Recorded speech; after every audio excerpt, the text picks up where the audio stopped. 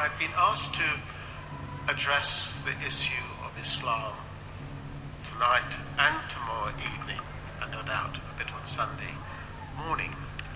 I don't know how many of you read the Times. Yesterday there was a rather intriguing two-page article in the Times, and essentially it had to do with the state of the Christian faith within the UK, but not just the Christian faith, it also touched on other religions, Hinduism, and not least Islam. The figures given for Christianity is rather interesting. It suggested that at this moment in time, there are around about 4 million Christians that would go to church. You know, they tend to say on a given Sunday. So you have a measure of religiosity, so to speak.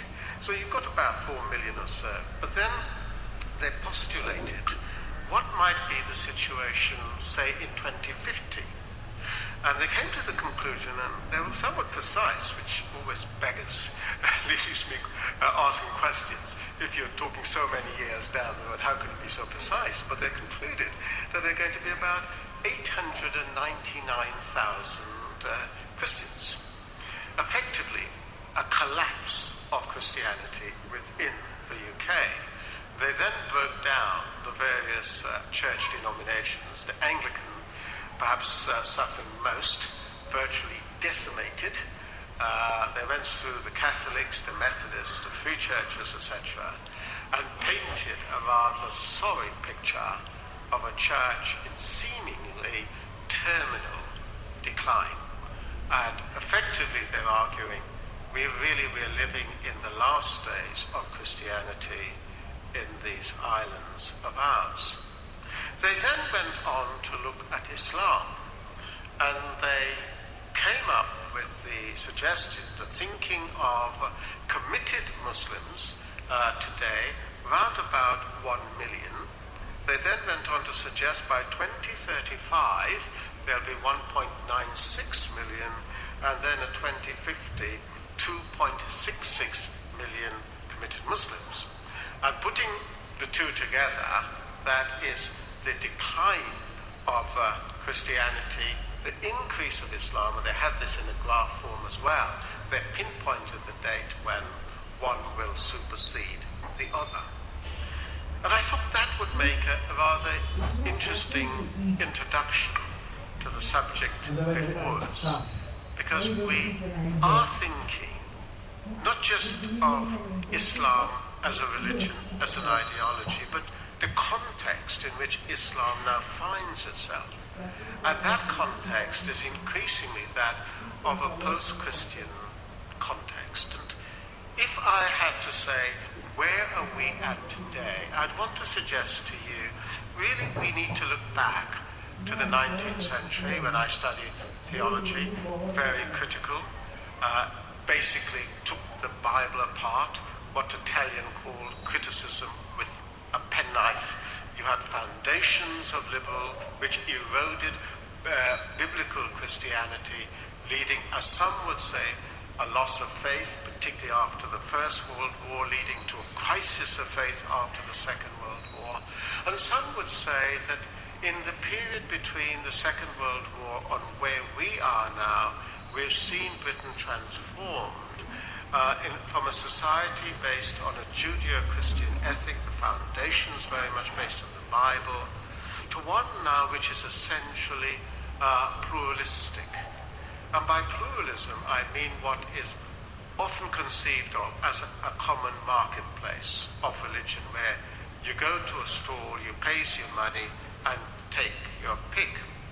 And there are those who would argue that the reshaping of British society in the post-Second World War period has seen a society now shaped by relativism. In other words, we can no longer speak of absolute truth, for example. All truth becomes relative, and it depends on the religious category that you're describing. So the Ten Commandments are out, the idea of the uniqueness of the Christian revelation is out. We simply have become now one amongst many, and every religion is given equal worth and as regarded as being valid in itself. Some would say that what determines what you choose in that pick and mix approach to religion has to do with existentialism, ultimately experience. You know, you go to a market stall, you see different kinds of fruit, you say, I would like an apple. You're faced with a multiplicity of choices. What kind of apple do you want? Ultimately, it's based on what you like. Do you like a Cox or a Braeburn or whatever it is? You pay your money and you take it home and you enjoy it. So it is now your experience that defines for you what is valid in terms of religious belief. And of course, one person's experience may be fundamentally different from another person's experience. But then there are those who would argue, well, all of that has to do increasingly with individualism. In other words, a society which used to have a basis in terms of community and commonalities have seen the rapid breakdown of that into the nuclear family from, say, extended families, now much more to society where it is the individual that is important. It is that individual that determines for themselves what is right and what is wrong. And of course, there are tremendous assets to the individual, because there are individuals' words and responsibilities, the idea of conscience, etc. But the argument is that rightness of being an individual has led now to rampant individualism, where I and only me exists, everyone else, well, it doesn't matter. And some would argue that the underlying basis of that individualism has to do with what is known as utilitarianism. In other words, everyone exists for me, because only me am important. It doesn't matter about the other. So what has been suggested is we have lived in an age, in a very relatively short period of time, when this land of ours have been transformed. And one could say that perhaps one of the key elements of that transformation process has been secularism. I personally do accept the nature of a secular society.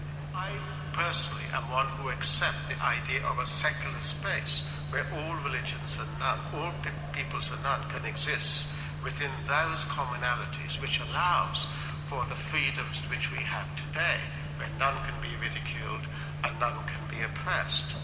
But I would argue that that state of secularity has gone much further. And what we have seen is not just secularism, but secular humanism.